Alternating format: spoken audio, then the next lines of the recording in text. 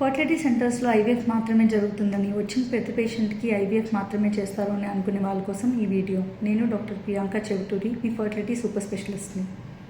కరెక్ట్గా 4 రోజుల క్రితం నా దగ్గరికి ఒక పేషెంట్ వచ్చి, మేడం ఇవాళ నా నెలసరి వచ్చి 2వ రోజు, నేను ఐవీఎఫ్ చేయించుకుందామని వచ్చాను. నాకు ఇంతకు ముందే ఐవీఎఫ్ చెప్పారు, నేను ఐవీఎఫ్ కోసం రెడీ అయిపోయాను. కాకపోతే ఇంతకుముందు మీరు ఐవీఎఫ్ చేసిన ఒక పేషెంట్ ప్రెగ్నెంట్ అయ్యింది అని తెలిసి, తను నా ఫ్రెండ్ కాబట్టి మీరు బాగా చేస్తారంటే మీ దగ్గరికి వచ్చాను.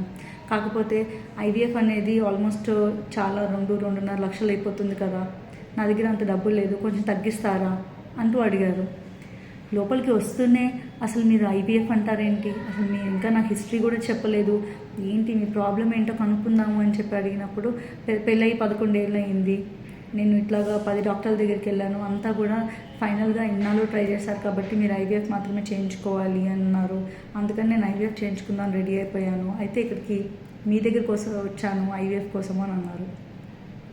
నేను మొత్తం హిస్టరీ అంతా చూసిన తర్వాత ఐవీఎఫ్ చేయడానికి నాకు ఏ రీజన్ కనిపించలేదు ఆ పేషెంట్కి.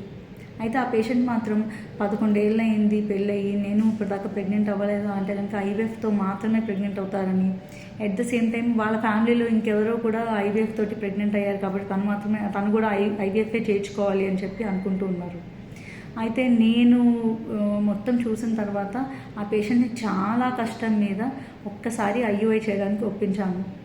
ఐయుఐ అంటే ఏంటో కూడా ఆ పేషెంట్కి తెలియదు. ఐయుఐ అంటే హస్బెండ్ వీర్యకణాలు తీసుకొని వైఫ్కి ఓవ్యులేషన్ జరిగే టైంలో గర్భాశయంలో పెట్టడం. సో ఆ పేషెంట్ ఇటువంటి ఒక ట్రీట్మెంట్ ఉంటుందా అని అడిగారు. బట్ ఎనీవే ఆ పేషెంట్ అసలు కన్విన్స్డ్గానే లేరు, ఐవీఎఫ్ఏ చేయించుకోవాలి, ఐవీఎఫ్తోనే సక్సెస్ ఎక్కువ ఉంటుంది అని అన్నారు. సరే, సక్సెస్ తక్కువ ఉన్నా కూడా ఐయుఐ ట్రై చేయకూడదు మీ కేసులో అనేమీ లేదు అని చెప్పి అతి కష్టం మీద ఒప్పించి ఆ పేషెంట్కి ఐయుఐ చేశాను. ఈరోజు ఆ పేషెంట్ నాకు రిపోర్ట్ పంపించింది, బీటా హెచ్సిజీ 326 అని, అంటే ఆ పేషెంట్ ప్రెగ్నెంట్ అని. ఆ పేషెంట్ తర్వాత నాకు ఒక మెసేజ్ చేసింది, సో ఇలాంటి ఒక ప్రాసెస్ తోటి ప్రెగ్నెంట్ అవుతాననే విషయం నాకు తెలియదు మేడం, నేను అసలు నమ్మలేకపోతున్నాను నేను ప్రెగ్నెంట్ అని చెప్పి ఒక మెసేజ్ చేశారు. సో మీరందరూ అర్థం చేసుకోవాల్సింది ఏంటి అని అంటే, వచ్చిన ప్రతి పేషెంట్కి ఐవీఎఫ్ చేయరు. ఐవీఎఫ్ అనేది డెఫినెట్గా ఇండికేషన్ చూసి ఎవరికి అవసరమైతే వాళ్ళకి మాత్రమే చేయాలి. సక్సెస్ రేట్ ఎక్కువ ఉంది కదా అని చెప్పి ప్రతిదానికి ఆన్సర్ ఐవీఎఫ్ కాదు.